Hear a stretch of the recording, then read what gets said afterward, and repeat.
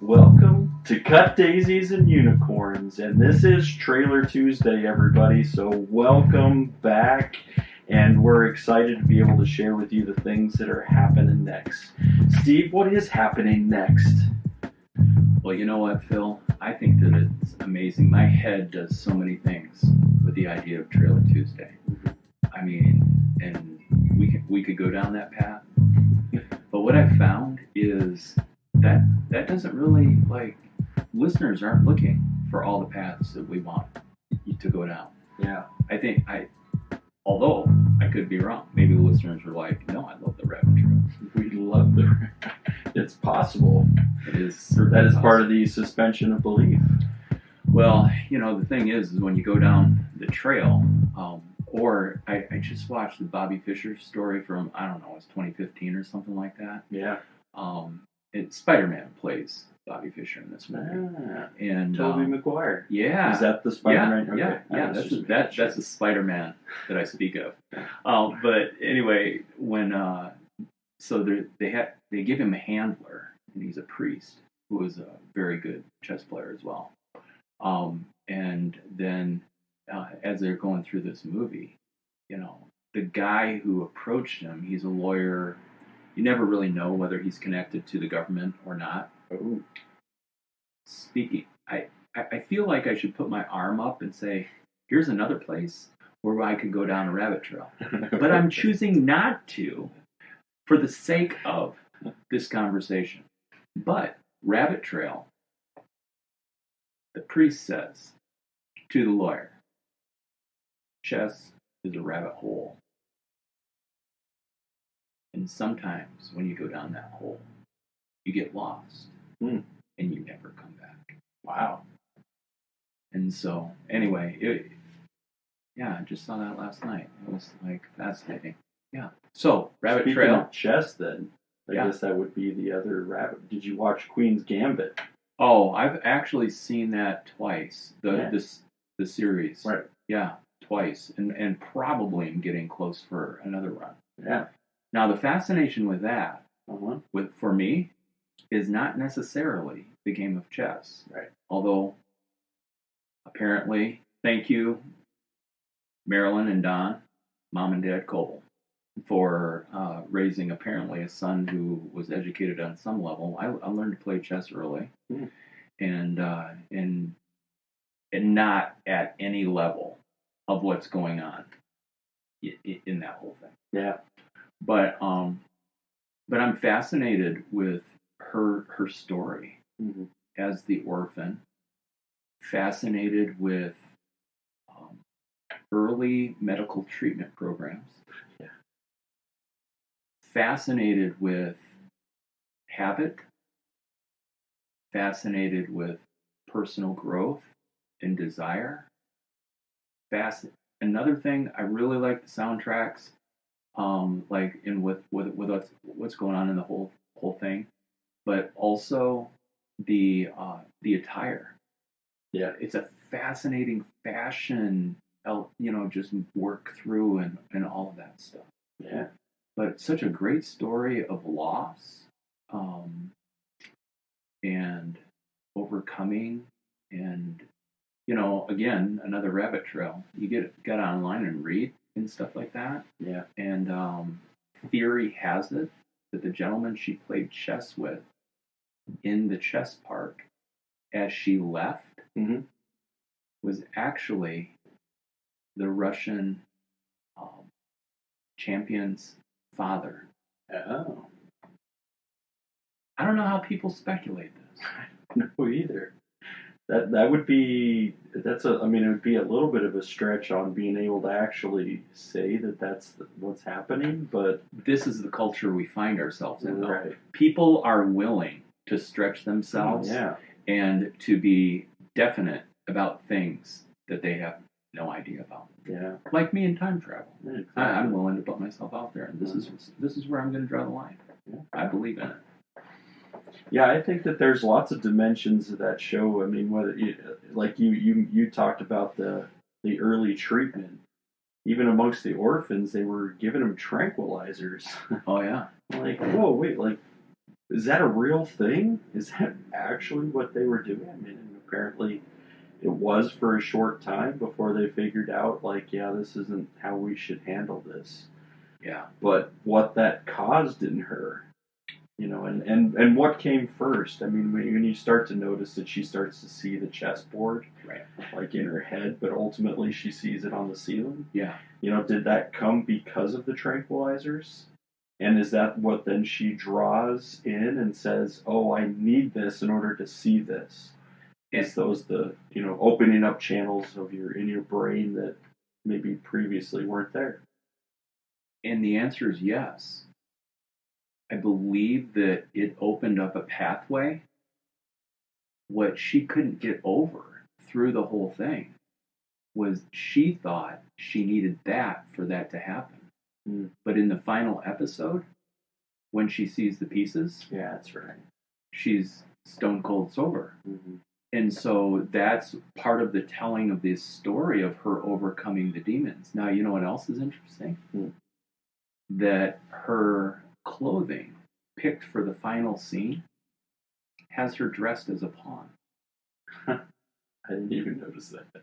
It also has her dressed as the white pawn, which they very eloquently in the story showed that the person who gained the draw of the first move really did have a way, an advantage in the game. And I just find it fascinating how that even, I believe, then that goes back to the story of the doubling up of the pawn and the sacrifice of the pawns and how that all goes in. Now, I'm going to have to fact check that. Yeah. Because we want to be accurate. Might have to cut that whole section out. The beauty of editing video. Yeah, so this is what happens even on Trailer Tuesday when we're going to be talking about what the interview is coming up here on Thursday. But so far we haven't even touched on that. We're just talking about chess and even Bobby Fisher and the Queen's Gambit. So that's what we're but as Trailer Tuesday, we also have a great interview coming up. And that interview happened to turn into a little bit more with, so we have John Nugent coming up on Thursday. And that ended up being John turned into our production intern. Right, production intern. And the really cool thing about John is John, musician, locally here in Chicago, and just, wow, again, such a great story. And I think one of the things that you're going to find about Cut Daisies and Unicorns is that, I mean, there's such beauty in the story. And so, obviously, if you're listening, stories of humanity interest you.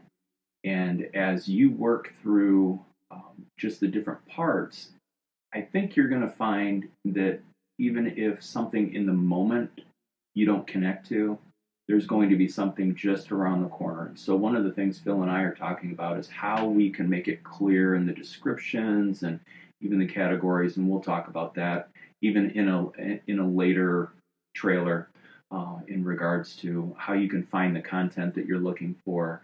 But there's so much content, so little time. That's true. Yeah, because that's part of it. As we talk about these stories and getting, digging into people's stories and finding out, what's it. Yeah, so we spend time talking a lot about music too. Yeah, and you're gonna see that as also a thread that goes through lots of the interviews, even so far that we've done and we've talked to people about. Is we talk about music. Yeah, and we bring up music in this trailer because John, as a local musician, talk about multifaceted. You're going to hear the story of an Irish immigrant and how his dad came to the U.S. You're going to hear the story. Really a growing up story of this is how I've experienced and lived out life. And man, what we laugh, we reminisce, and once again, when it comes to music, my inadequacy in even being able to play, I that name. It's right there. No. Oh. Well, you talk about that inadequacy, and then you also learned about my inadequacy about some of the technical things of music. So, like, I know music and pop music and all kinds of different music, but then when it comes to like the actual like this is how you play it, and yeah, that's when I let you and John talk. So many stories. Yeah. So we're looking forward to sharing John Nugent with you. Think it'll be a good episode where you'll get to meet one of the people in our lives locally, and just know this is really just first steps on a journey of story together. What would you say to people who think that the only area we want to talk about is suspended belief areas? Well, to me, I think that there's also so much more.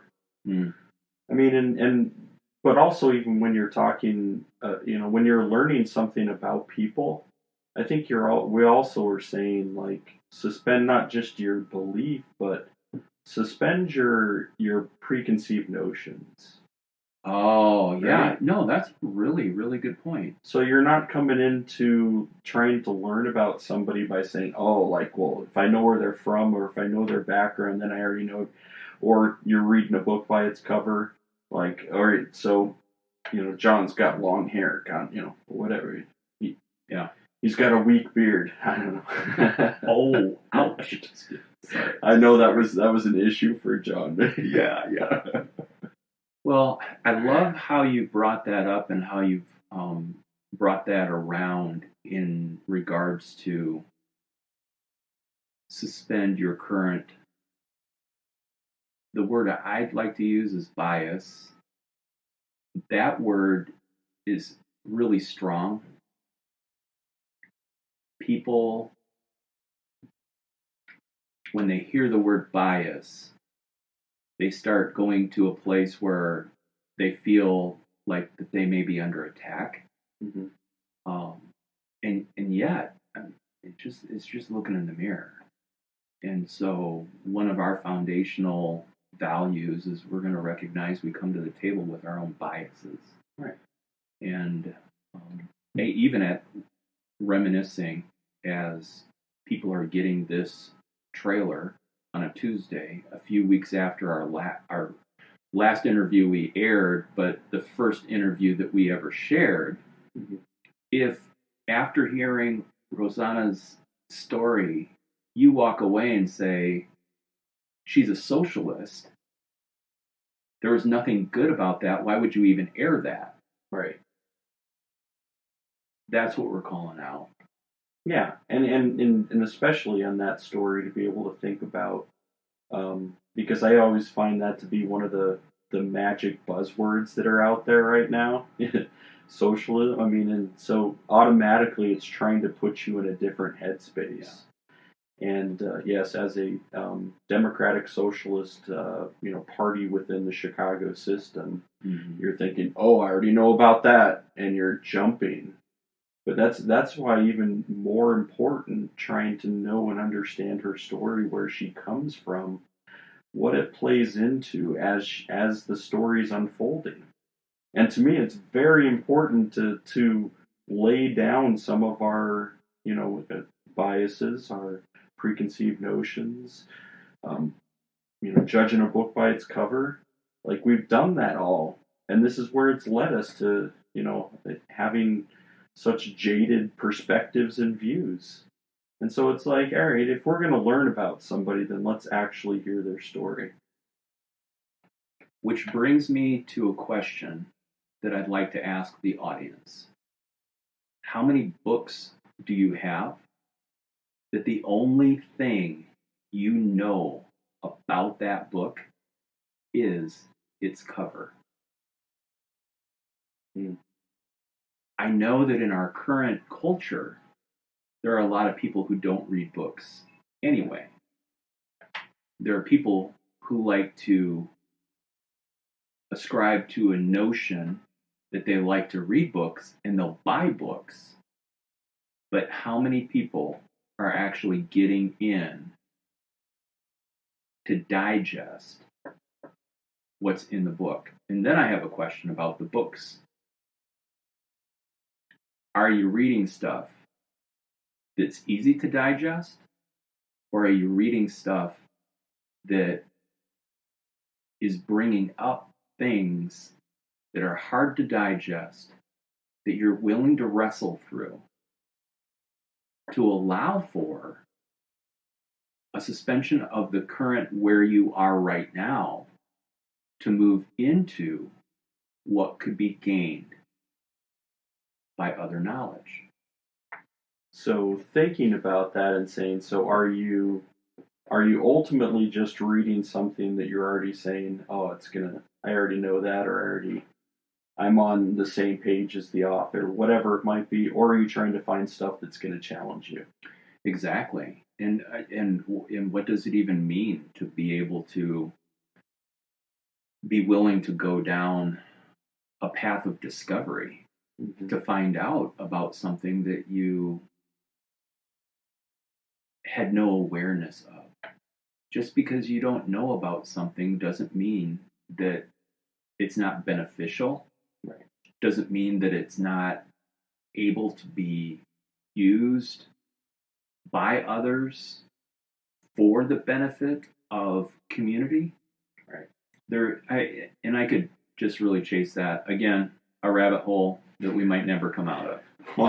I'm just thinking, I mean, there's so many ways I want to take, because I've got a couple of books, ones that I have not opened. I haven't started reading, but there's ones that I'm currently reading that it's also, not stuff that I would normally, pick up and read. So, Yeah. I mean, and things that challenge me. So. Well, you know what? I think that's a great place for today, that we could, again, on a Trailer Tuesday, just dabble a little bit. I think we've done that in a fair way. But the question to the audience would be, hey, where are you becoming the adventurer? To be able to discover something new, to be able to enter into a place of growth, and how in that path of growth can you see a circle broaden and then see where strength comes from? Good questions. It is good questions. And then there's lots of ways. So, I mean, we're going to let that one float and then revisit. That's the idea, right? I think so. Right. Yeah. So putting that out to y'all and making sure that what is it that you're being challenged with right now? What is it you're reading? And if you're saying, I don't really like to read, so do you listen? Lots of, there's a couple of avenues for audiobooks. Yeah. Are you listening to a book? So any of those I think are good to throw out there. Well, and again, I think Rosanna brings out a really good point. Why is it that when funding is being cut, that it's cutting the things that take the life away from humanity? And so, if you haven't read a book in years, just encourage you. And you know what? We could tag on this trailer a few of the books that we're going through currently. And then if people would like to pick up some of that material, then it would be great fodder for conversation coming down the way. Yeah. All right. That's good. Well, welcome to Tuesday. Happy Tuesday. We're so glad that you joined, took a look, and we just want to share our heart of gratitude with you. Thanks for being on the journey with us, everyone. Take care.